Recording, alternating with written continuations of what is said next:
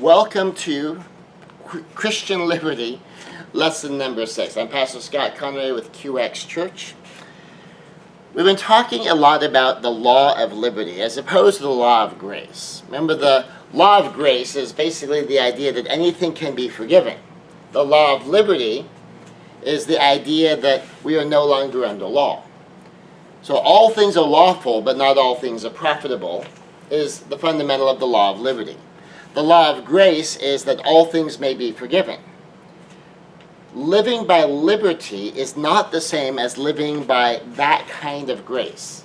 That you're not going to go out and intentionally commit sins, that grace may abound.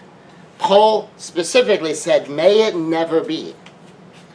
And as we've been building through what the law of liberty is, what it isn't, what it allows, what it doesn't allow, we've been exploring in these last couple of lessons the subject of sex, which we're going to finish up in this lesson as we conclude the series.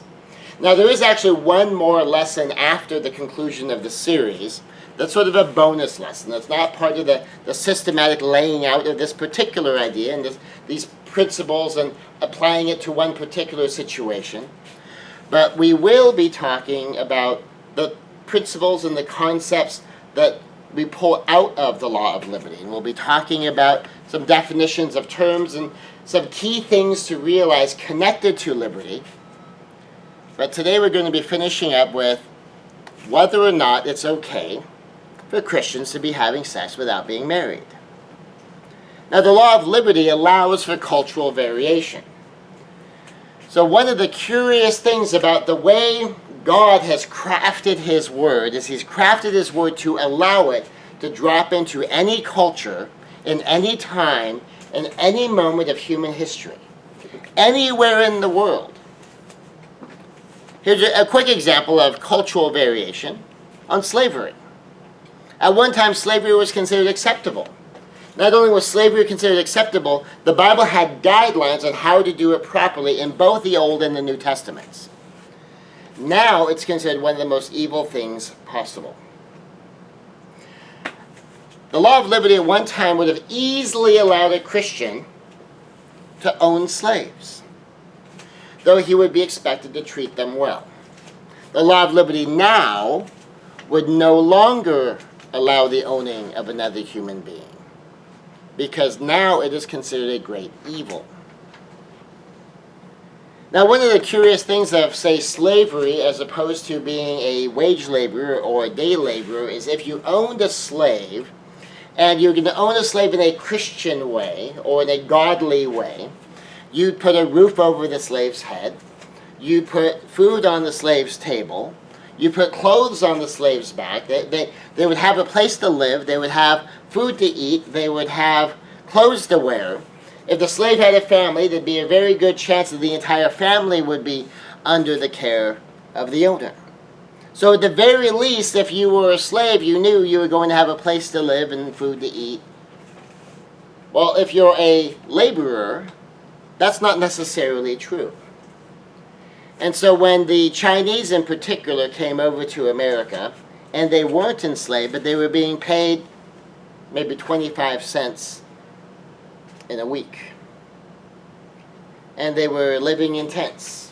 They were building the railroads. And if you're doing demolition, you send in one of the Chinamen. And if he gets killed, no big deal. Another 25 cents, you'll have a new one tomorrow. That you don't have to be paying hundreds of dollars or thousands of dollars to get a new slave. They're much more expendable because you could just let one die and that's okay. The same quarter you were going to be spending this week on that one, now that he's gone, now that he's injured, now that he's dead, no big deal. The same quarter next week will get you a new one. So depending upon one's frame of reference and depending upon where we are economically in society and how we're treating people, sometimes a very godly Christian form of slavery might actually be in the better interest of the person. Because at least then you have some value. Now if they do something that gets you killed the same week they got you, that's an expense. But the evolution of our culture has reached the point where we say, regardless of that, You can't own another human being. You do not enslave people, period. And that's a cultural shift that's occurred relatively recently in human history and hasn't finished occurring because there are still places in the world where they still think slavery is acceptable. So there's a cultural variation in slavery. So the Bible could be dropped into a slave culture. The Bible could be dropped into a post-slave culture.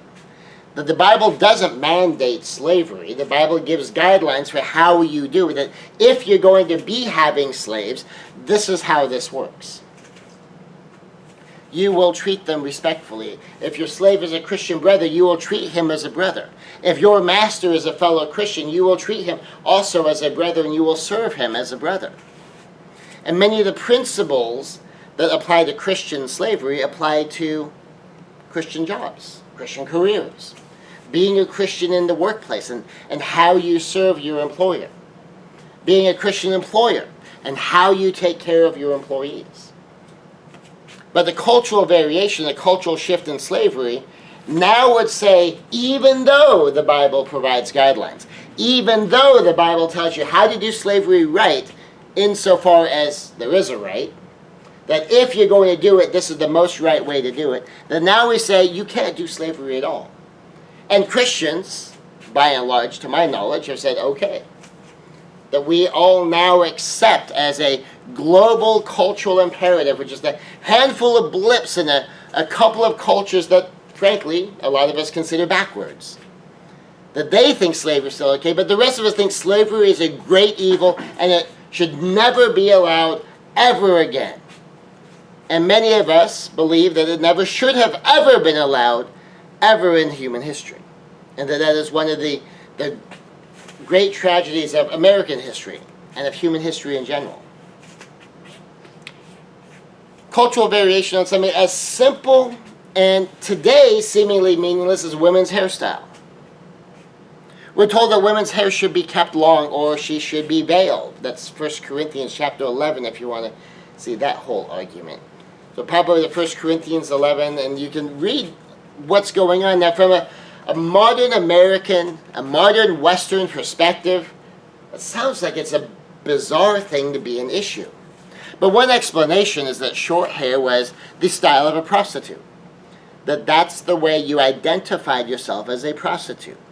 And it was also used to symbolize a rejection of authority, specifically that I am under no man's authority. And for a married woman to say, I am not under my husband's authority, he has no say in my life, I'm going to do whatever I want, just like I'm a single woman, and even like I'm a prostitute, and no one can tell me what to do. No one can tell me what I can and can't do. Well, it no longer means that. And few people, therefore, have difficulty with women having short hairstyles, even though that's in 1 Corinthians chapter 11. And so that's a cultural shift. So yes, the Bible allows for cultural shifts. The law of liberty, in particular, allows for cultural shifts. And that we don't have to always enforce old cultural rules on a culture that no longer ascribes the same meaning to something. So does that mean that a Christian could have premarital sex? Does that mean that a Christian could have extramarital sex? Does that mean that a Christian could have non-marital sex? Does that make all of that okay? Well, we'll get to that. One thing about abstinence, though, of just not having sex, is abstinence is uncomplicated. 1 Corinthians 7:1. Now concerning the things whereof ye wrote unto me, it is good for a man to not touch a woman. Basically saying, look, if you can just ignore all the sexual stuff, just set that aside, that's a good thing. That abstinence is uncomplicated. It's not necessarily saying sex is a bad thing, but rather that abstinence is a good thing. And so you have to make that distinction. Sometimes we think because one side is good, the other side must be bad. Well, that's not the case at all, because married couples are told not to deny their spouse. That your body isn't yours alone, but also belongs to your husband, also belongs to your wife. And so if she wants cuddles, if he wants sex, if there's time to be spending together, where you are one. The two have become one. And that's part of the deal. But he's saying that it's good for a man not to touch a woman. It's good to not go into that realm. Especially for a single man with a single woman. It's uncomplicated. Abstinence avoids the practical complications that we discussed in the last lesson. It avoids most sexually transmitted infections. It avoids overly intense emotional entanglement. It avoids the weirdness that sometimes infiltrates relationships after a couple has sex. Because it avoids unplanned pregnancies, unwanted pregnancies, it also avoids the possibility of facing the hard realities of a child, with all the potential issues there. So you might have sex with someone and your intention is have a great one-night stand. And the result is you now have a permanent generational bloodline bond because you conceived a child on that night. And that child will be carried to term. And that child will be born.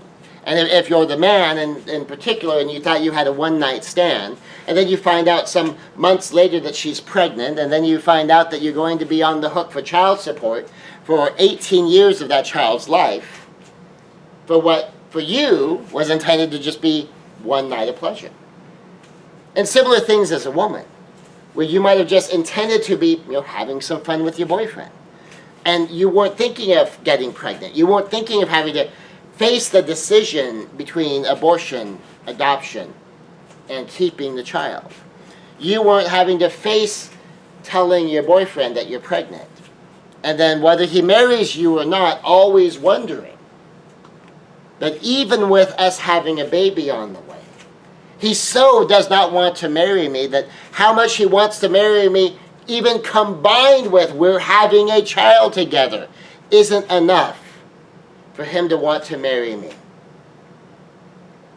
And that if he does want to marry her, wondering, well, how much of this is there's the baby and now he feels like he has to.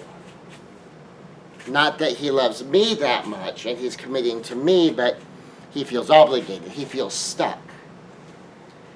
And these are some of the questions that women have faced that I've talked to over the years.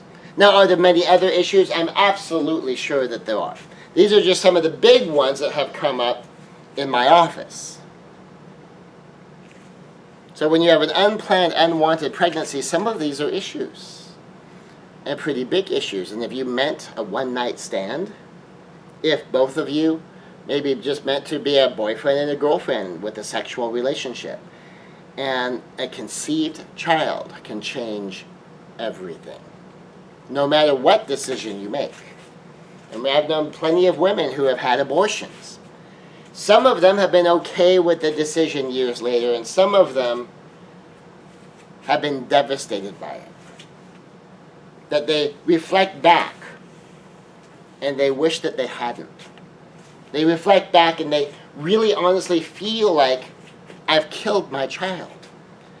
That 10 years after their abortion, they see a 10-year-old and think, my kid would be that age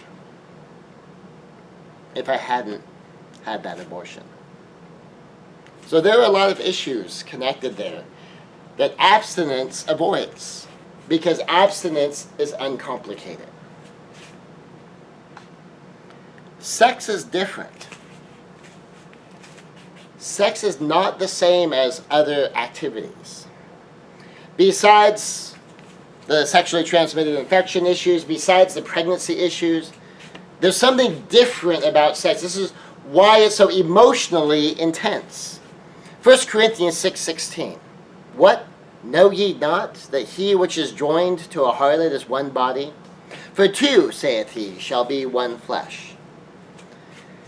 That when you've had sex, there's a different kind of bond.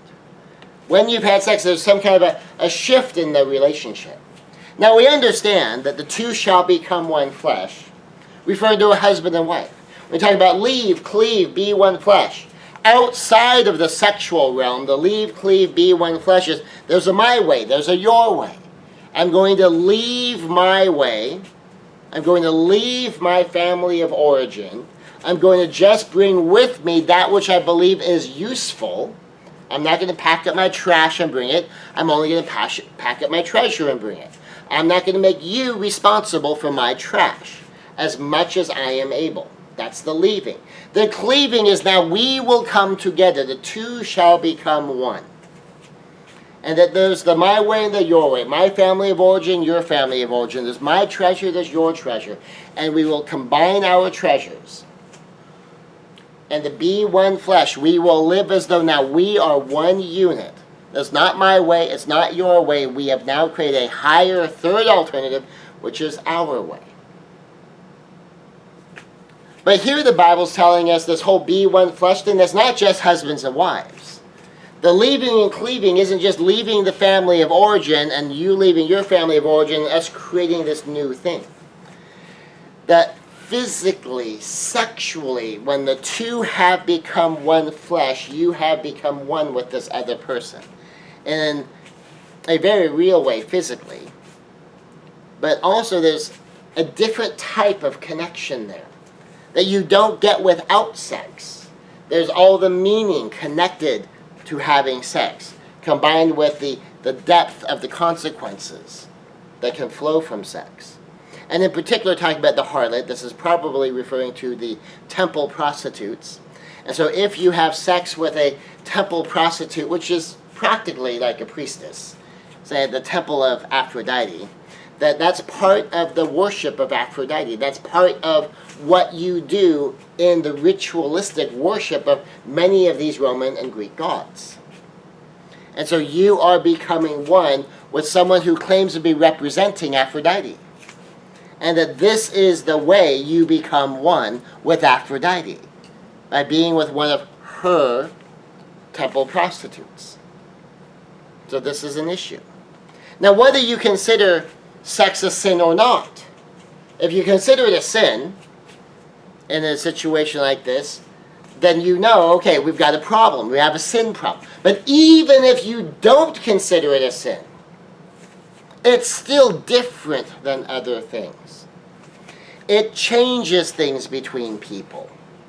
It's how children are conceived.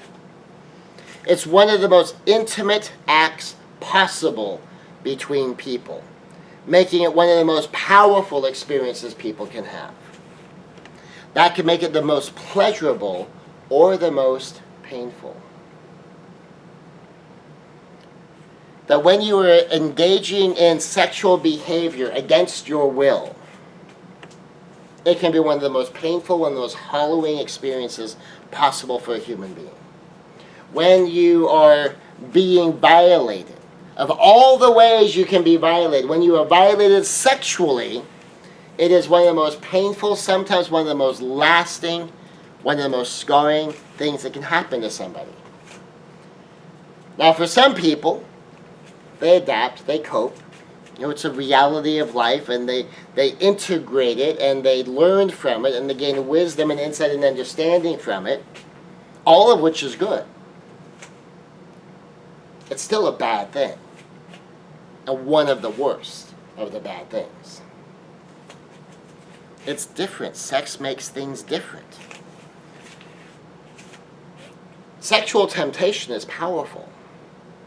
1 Corinthians 6:18. Flee fornication. Specifically, that's the sexual immorality. Flee sexual immorality. Whatever you think is in this category of sexual immorality, run from it. There's every sin that a man doeth is without the body. It's outside the body. But he that committeth fornication, he that committeth sexual immorality, sins against his own body. So sin or not, sexual desire is powerful. Sexual desire is so powerful that if you're having a sexual desire in the category of sexual immorality, one of the solutions the Bible prescribes for that isn't resist temptation. It's not fight the temptation. It's flee, run, hide, get away. You're not going to win this one. Now, is this true for everybody? Not for everybody. I mean, some people get quite comfortable with a certain level of temptation under certain types of circumstances. Some people can draw a line and hold it. Now, how do you know if you're one of those?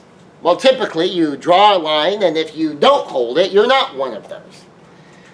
And then you have all the issues and consequences connected to that. So when you're facing a powerful temptation, the Bible says, flee! Run! Don't stand there and ponder it intellectually. Go, I noticed that I have this strong desire and drive. I noticed that I have a willing partner. I wonder how this is going to play out. I bet you I can just draw the line and I'm okay. And if I'm wrong, then that could be pretty serious. In the context of marriage, mutual sexual desire deeply and intensely connects a husband and wife. Because sex is different. Sex is powerful. Sexual drive and desire is powerful. And in the context of marriage, if a husband wants his wife and a wife wants her husband, there's a deep and intense connection that gives between the two of them. Now, in contexts where you would consider it sinful, even dramatically so, it is still powerful. It is also powerful. Just because you change the context doesn't mean that sex has no power, because it still has the power. It can be such a powerful drive that the temptation is sometimes beyond resisting. Sometimes we have to run. Sometimes we have to hide. When the solution to such a powerful drive, a powerful desire, is just to run and hide, you know you're dealing with something pretty serious. Now think about this. This is flee sexual immorality. But it says resist the devil and he must flee. Now you go, now wait a second. Am I getting this right? The devil himself can show up. And the devil himself has to flee if I resist the devil himself. But if I'm dealing with sexual temptation, I'm the one that has to flee. You go, whoa, okay, that's like a whole different level of game here. Basically, it's saying sexual temptation, that sex drive, that intensity of desire is more powerful than the devil himself. That can be a little scary to consider. So those are some of the things that make sex different. Abstinence is very uncomplicated. If you are not having sex, that's very uncomplicated. Now, if you're not having sex in a marriage, that can get very complicated, because just because you're not having sex doesn't mean no one wants to have sex. Just because you're going through a phase of abstinence doesn't mean that both people are committed to this phase of abstinence. Well, the Bible talks about how abstinence in a marriage should only occur by the mutual consent, and specifically it says for devotion to prayer. The indication being that there's some season of abstinence, kind of like a Lent sort of thing, and that it's temporary. And it's for spiritual reasons. It's for higher purposes. It's not just because I'm tired, because I don't feel like it. And that there's a prescribed ending to it. Not it's just being imposed upon someone for some indefinite period of time. It can become an issue, especially if you're not having sex with your partner, but you expect your partner to just be totally okay not having sex, and be totally okay with whatever temptation that there might be. Same thing if you're not having romance with your partner. If you're not having any conversations, you're not having any romance or connection, then it doesn't mean your partner doesn't still crave these things. And it creates an opening for someone else to get in there. And if someone else has malicious intent, that can be very serious. But even if someone has loving intent, someone thinks it's just wrong for a spouse to do that. That even someone who's being loving, someone who just wants to help, someone who wants to make a positive difference, can end up in a compromised situation. And sometimes you'll hear called an affair of the heart. And that's where emotionally someone besides your spouse has become your primary relationship. Now usually we limit it to an affair of the heart, meaning someone has become your primary romantic relationship.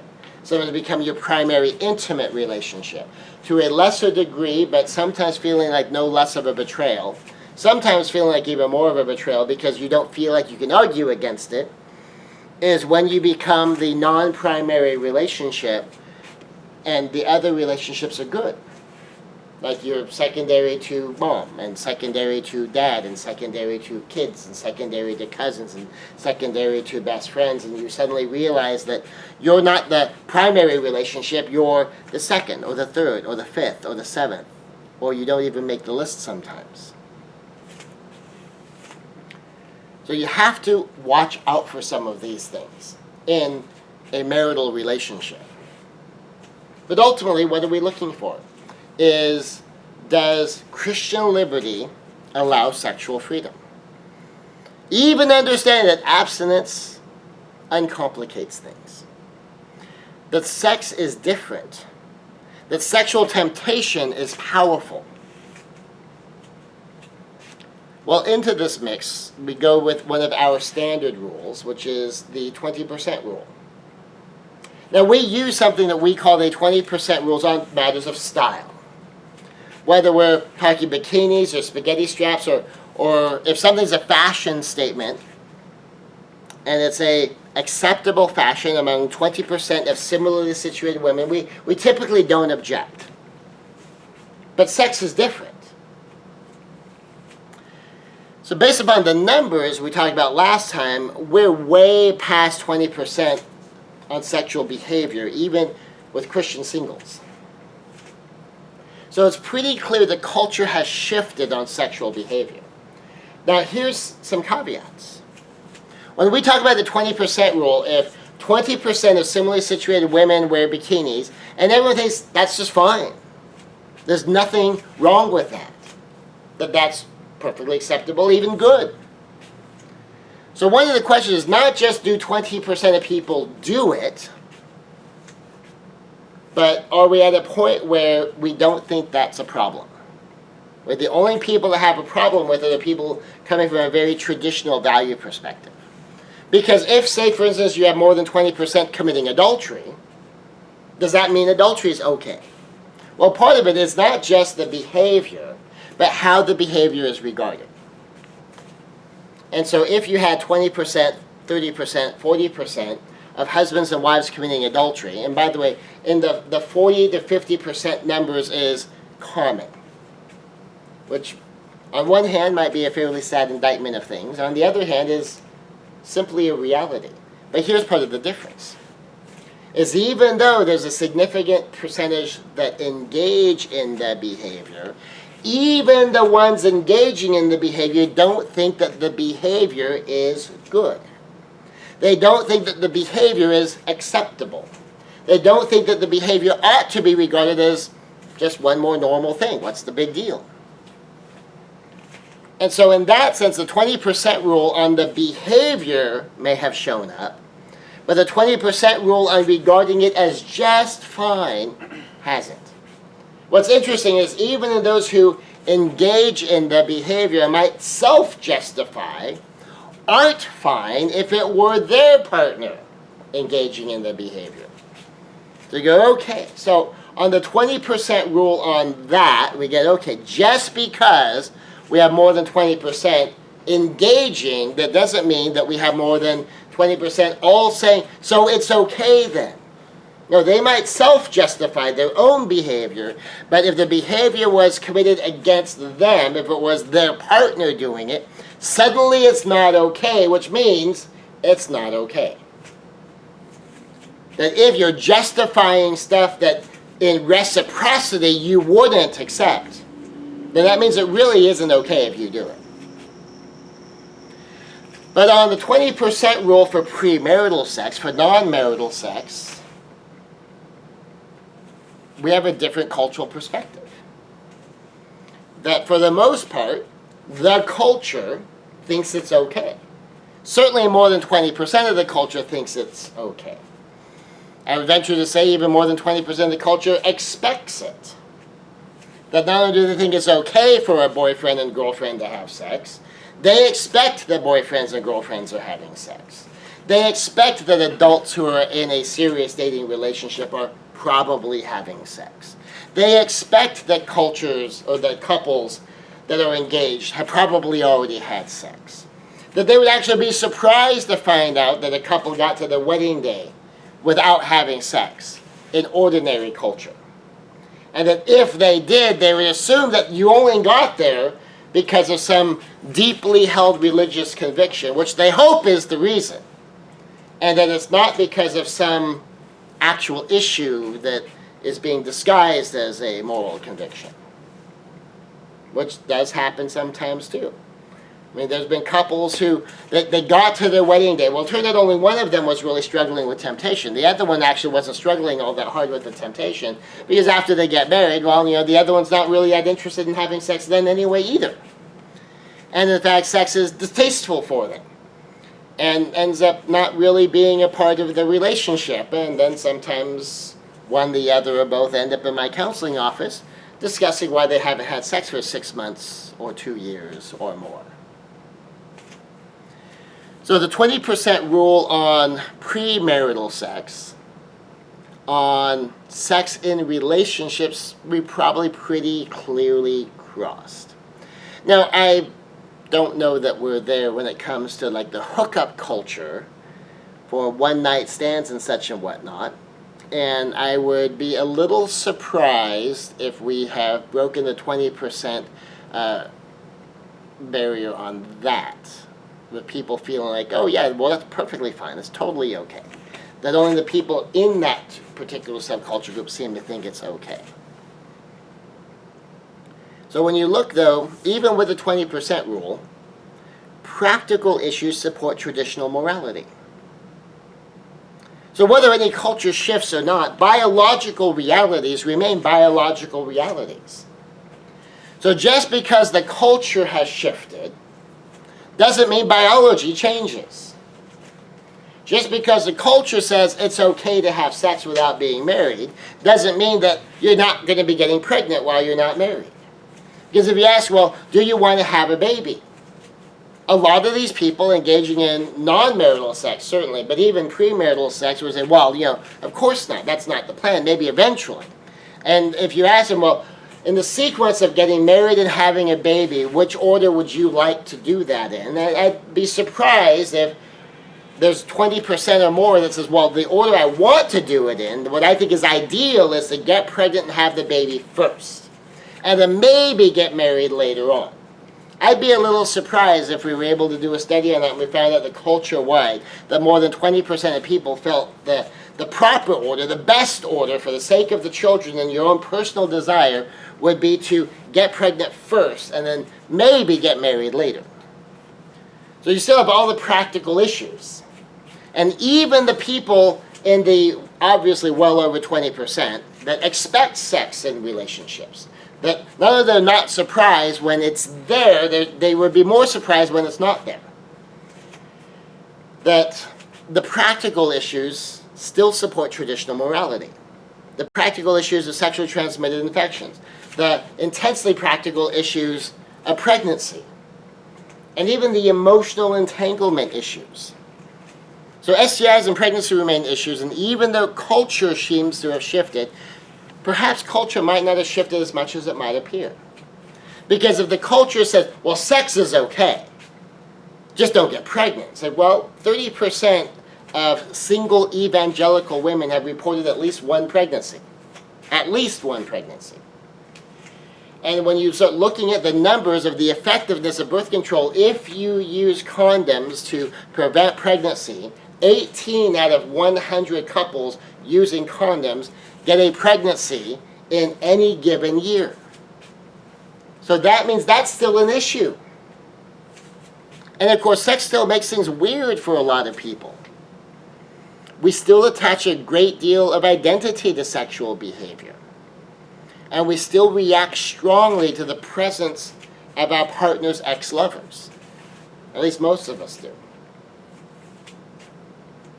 Now, certainly something that hopefully is clear is maliciousness or selfishness is sin. Colossians 3:8. But now ye also put off all these: anger, wrath, malice, blasphemy, filthy communication out of your mouth. Philippians 2:3-4. Do nothing from selfishness or vain conceit, but with humility of mind regard one another as more important than yourselves. Do not merely look out for your own personal self-interest, but also for the interests of others. Malice is sin. Selfishness is sin. And sex is different and powerful. So imagine how much more painful malicious sex is than most malice.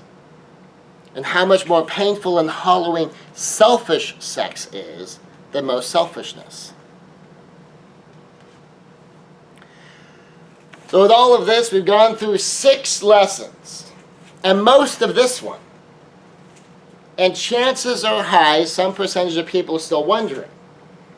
Okay, so what's the conclusion? Where do you land? You just got done with the 20% rule, and it sounds like you're saying it's okay. But then you turn around and you talk about how practical issues support traditional morality, and so it sounds like you're saying it's not okay. So is it okay or is it not okay? Well, you can make a case that mutually desired sex is not sin. There is clearly a cultural shift. Because there's clearly a cultural shift and the law of liberty allows for cultural shifts, you can make a case that mutually desired sex is not sin. We have condoms, we have tests, we can be selective and take some control over sexually transmitted infections. We have many birth control methods to address unintended pregnancies. You can stack birth control methods. You can use a condom and the pill. Well, of women on the pill, there's, I think, if I recall, 9 pregnancies out of every 100 couples that are having sex. And so you go, okay, so there's a slightly less than a 10% chance. Now, the effectiveness of most of the pills is supposed to be much higher than that, but you have a percentage of women that don't realize they're shutting off the pill, such as if they're taking antibiotics or other medication, or they may be taking it wrong. But what if you had the pill and condoms? Okay, well, now you're getting your numbers down to more like 1 in 50 because of the percentages. And if you use everything exactly correctly, you can get your numbers down to maybe 1 in 200 or more. Well, no matter how far you get your numbers down, there's still a number. There's still the possibility of pregnancy, and what's the plan for pregnancy? But you can make the case that mutually desired sex is not a sin. Now, together, you can make the case that as between singles, even as between singles, if it's not malicious, if it's not selfish, if there's a mutual desire there, that is no longer sinful. Now, most people paying attention realize, wait, you didn't say it's okay, you said you can make the case. True. Because you can make the case that traditional biblical standards still apply. You can make the case that the cultural shift allows sexual freedom. But you can also make the case that traditional biblical standards still apply. The Bible has not changed, and the Bible is not silent. But on the other hand, the Bible hasn't changed in any other cultural issues either. That the Bible says what the Bible says. The words are what the words are. And the words will not change because the words in ancient manuscripts cannot change. But practical considerations also speak in favor of traditional morality. What is the most effective way to make sure there is not an unintended pregnancy? Don't have sex. That's the most certain way. Throughout all of history, we have one recorded case of a virgin birth, and even that was with consent. So the Bible has not changed. But the Bible won't change on anything, admittedly. And the Bible's not silent on the issue. Practical considerations speak in favor of traditional morality. So there is also a strong case for traditional morality. Okay, so where do we land? Well, we consistently lean in favor of freedom. That is a fundamental principle of our church. QX Church consistently leans in favor of freedom, so it should be no surprise that we lean in favor of freedom on sexual issues too. We're also very practical. So we won't hesitate to discuss the practical issues too. Just because we say, look, we're not going to tell you shouldn't have sex because it's wrong. However, what's the plan for pregnancy? What's the defense against STIs? Are you prepared to be bound to this person for life? Are you prepared to share parenting responsibilities with this person for life? If your relationship is at the stage right now where you are not yet committed to one another sufficient for marriage, are you committed to one another sufficient to be willing to have a child together? To be willing to start a bloodline together? And that if you start the bloodline together and your commitment doesn't reach the level of marriage despite having a child together, are you ready to deal with the normal and natural consequences of having a shared child with someone that is not your spouse? Where one of you is primarily responsible for raising the child, or even if you split that responsibility, someone still has to support the child. And it's not just a baby. It's a child. It's a young man or young woman. And that as your child grows up, it's a daughter-in-law or a son-in-law. It's a grandchild, grandchildren. It's a generational bloodline that's starting from here. And are you prepared for that? So without getting into the morality of it, being able to say, okay, well, look, all morality aside, you can make a case that it's no longer sin.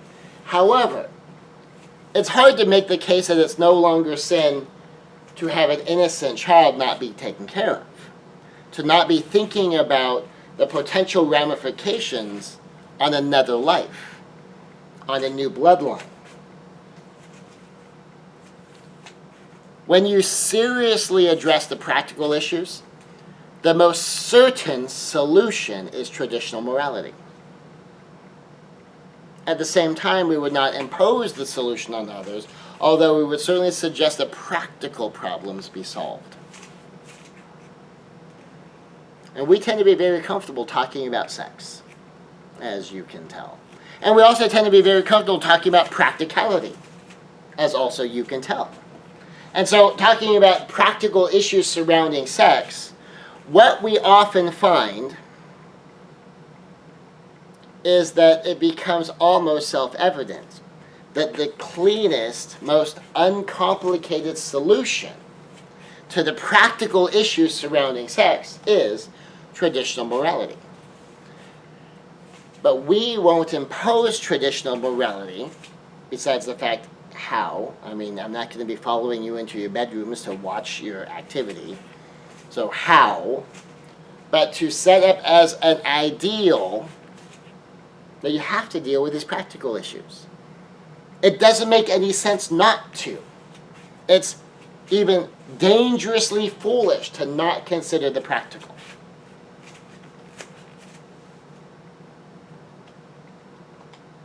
And then what's the least complicated solution?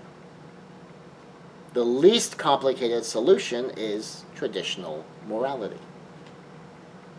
without even getting into the right and wrong of it.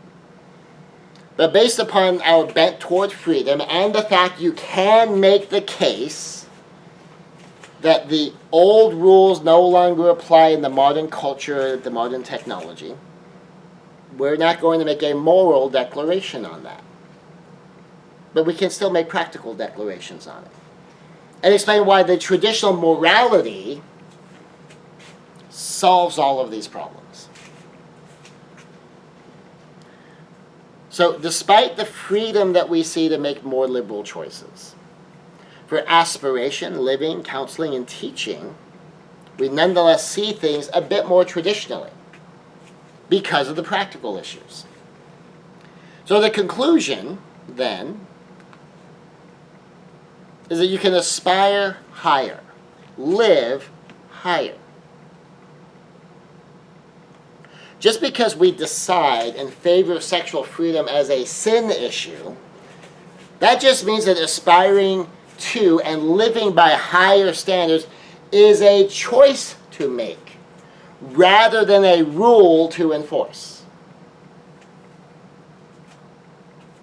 So for instance, if I'm in a relationship with someone, is it okay if I get angry? Of course.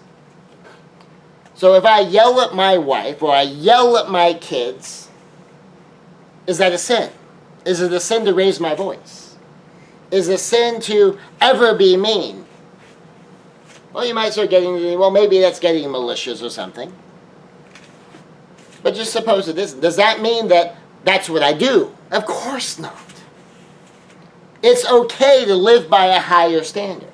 It's okay to aim for a level of living where I don't fight with my wife, where we have enough harmony that even though we're different, even though we see things differently, I accept her for who she is, she accepts me for who I am, and that we've learned to create a team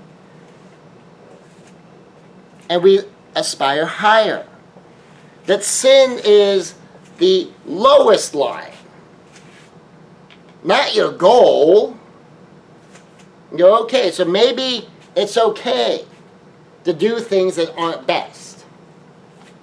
That doesn't mean you aim for what's not best. Just because something's okay doesn't make it the goal. It makes it a bar to clear. And just because a bar might be set low doesn't mean that you should ever only aspire to step over the bar barely. That you can aspire to and live by a higher standard. Just because we might conclude that, if a couple is engaging in premarital sex, we're not going to have an issue with that. If the motives behind the sexual engagement are mutual desire, mutual pleasure, it's not malicious, it's not selfish, we're not going to jump on that morally. But we will talk about it practically and ask things like, what's the plan for pregnancy? If either of you have any history with anyone besides each other, have you been tested for sexually transmitted infections? And if you're already engaged in sexual behavior and you've never been tested for sexually transmitted infections, it might be too late to not be infecting one another, but it might be good still to find out. So you know where you stand. What is the plan for pregnancy? Are both of you in agreement on the plan for pregnancy? Are either one of you okay if the other one changes the plan? Because that can happen too. And then all else you find, if you aspire higher, if you live higher, it's uncomplicated. You don't have to worry about these things. And while we won't jump on the morality of it, we will still suggest that living at a higher standard, aspiring to a higher standard, is a good thing. Just like we don't believe that drinking alcohol is wrong. Does that mean that your goal is to drink as much alcohol as you can without getting too blitzed? Of course not. Is it okay for someone to decide, well, I know when she drinks, she kind of gets cute and giddy, and so she's a fun drunk when she's had 3 or 4 beers. I'm kind of an angry drunk, so I'm not going to have any. Is that okay? Of course that's okay. So our conclusion is that we will counsel practicality. We will teach practicality. And we will counsel to aspire higher and to live higher. And we will teach to aspire higher and to live higher. We won't jump on people as living in sin, but we will talk about the practicalities and the uncomplicated nature of traditional morality, but without imposing it on anyone as morality. And ultimately, even with the practical complications, as between a man and a woman having sex, to whatever extent the consequences fall upon the people making the choice, we're fine with that. But sex is different. One of the complications that arise from sex is when a child is conceived.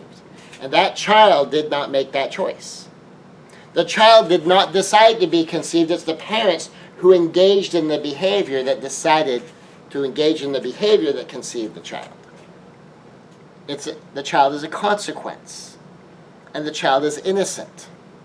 The child has done nothing wrong, and therefore the child should not suffer for the choices the parents made. And what are you going to do with that? Do you consider a conceived child as a child? Or is it not a child to you until the child's born? Now, philosophically, it might be very easy to say, well, I believe that it's not really a human life until the child's born. Well, in which case, then, do you believe, sincerely, that all of these people that, start talking to the baby still in utero, that start talking, figuring what they're going to name their child, and basically they're treating the gestation period as the baby, are just being ridiculous? Because, what? You're going to, build a room for your kidney? I mean, there's a certain level you go, okay, but no, they're just anticipating the birth. But, they all understand that, until the moment that baby's all the way outside of the mother, it's really just a part of the mother's body, and if something bad happens to the baby, it's no big deal, because it's just like, losing an organ, and it's not that big of a deal. Most of us don't really honestly think that way. That what gives the unborn child value is at least whether or not the child is wanted. All of a sudden the child's a person when you've been trying to conceive a child, but it's just tissue if you intend to abort the child. We even have this legal idiosyncrasy that if someone assaults a pregnant woman and she miscarries because of the assault, he can be charged with a homicide because the unborn child is considered a person, and you killed a person. However, if you're going to have an abortion, well, now it's not considered a human life. So there's an inconsistency in the law there. The law is a little bipolar on the issue, but however, you shouldn't be. Pick a side. It either is or it isn't. And then you have to decide. So then what would you do with that? What's the plan? And most people, if you consider a baby a human life, would never consider abortion. If you don't consider a baby a human life, well, then you might. But that's a question to be asked and to think about beforehand. And to understand might change afterwards. Someone might be very philosophically committed to one thing, but then when they're faced with the reality, it flips. And you have to be ready for that. Because some decisions are easy to make when you're not really making a decision, when you're just addressing a hypothetical. So, at QX Church, we will counsel to the practical issues. And we'll suggest that if you aspire higher and you live higher, it will uncomplicate things. We will teach practicality, along with the idea that if you aspire higher and you live higher, it will uncomplicate things. We won't jump on people on the moral issues, but we will talk to people about the practical issues. With, of course, us having the full realization, and if people don't feel judged, if they don't feel attacked, if they don't feel like you're coming down on them for being bad, people are much more willing to address practical questions. So long as they feel like it's not really a ruse to say, you're bad, you're evil, you're living in sin. Because we don't believe that. But we do believe there are practical questions to be answered. There's practical things to be thought about. And besides all of this, do you want to have something left to do when you're married? If you're already having sex, and now you get married, is there going to be anything from the honeymoon night other than you're doing the same things you've always done, and it's just now you're doing it as husband and wife? Which That might be enough of a upgrade, that it's a status change, but you don't have anything new to share. You're on the honeymoon. Is there anything different, anything special about your physical relationship, or what is it you will have left to share? And most people like the idea, well, I would like to have something left, something to add to the relationship other than just a status change. But if you've been living together, you've been lovers together, whether you're married or not married, what difference does it make? Now, what will be different in the way you live your life from one side of the line to the other? And then when you do that, one of the questions is, so why bother to cross the line? What's the upgrade other than a change in a piece of paper? So some of you are like, well, that might be a reason to keep something in reserve. So just practical questions. And practicality supports traditional morality. But without making it a moral issue, not putting what we would feel is the cart before the horse, let's just talk about the horse. Let's just talk about the practical issues. And when you just focus on the practical issues, you don't make sex bad, you don't make sex dirty. You don't do that because when you get married, then it's supposed to be good, and it's supposed to be adventurous, it's supposed to be exciting, there's supposed to be a mutual desire there, and trying to flip that switch, that could be tough. And once you're married, well, guess what? You still have the exact same practical issues. That even when you're married, morality is no longer an issue. So long as it's not malicious and it's not selfish, do whatever you both want to do. But you still have the practical questions. What's your plan for pregnancy? What's your plan to not get pregnant before you want to? And if you do get pregnant, what's the plan? Are you ready to be a father? Are you ready to be a mother? Are you ready for this woman who is now carrying your child to be the woman that's going to raise your child? Are you ready for this man that you're in bed with to be the father of your children? Are you ready for your children to grow up in the environment that you've created as, first of your relationship between husband and wife, your financial or social environment? What else is going on? Are you ready for that? So practical questions carry over into all sexual relationships, morality aside. And can we still talk about that? Yes, because we're talking about practical realities. The moral issues come to an end, but there's still practical issues about whether or not you're having sex. And are you ready for that? Are you ready for the child, if the child happens? And what steps are you taking to not have a child, if the intention is to not have a child? So, those still apply. So, Christian liberty, QX church style. We believe because you can make the case that traditional sexual morality is not necessarily applicable to modern society. You can make that case because of how we genuinely apply the 20% rule. That we don't see it as a moral issue,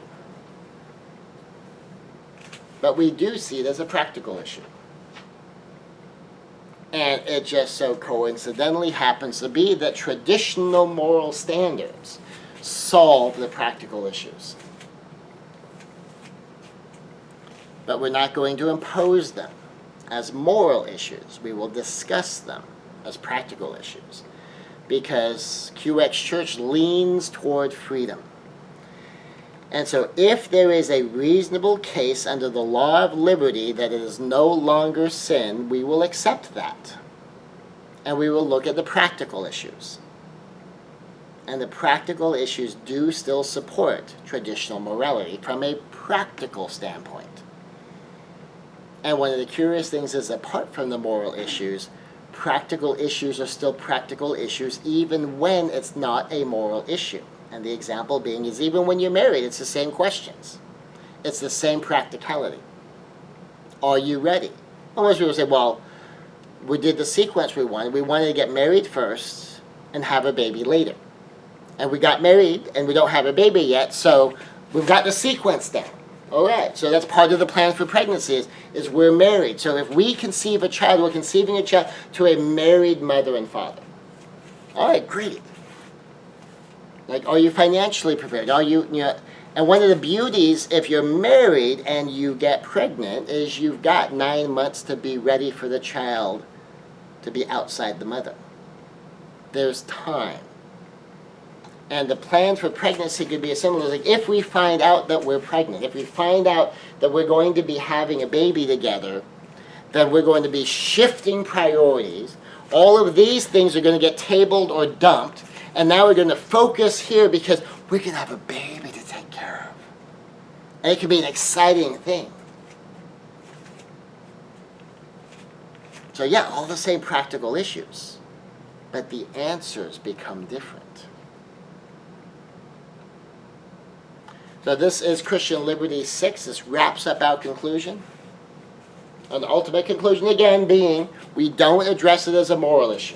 That we believe there is a reasonable case that extramarital or non-marital sex, premarital sex may not be a moral issue anymore.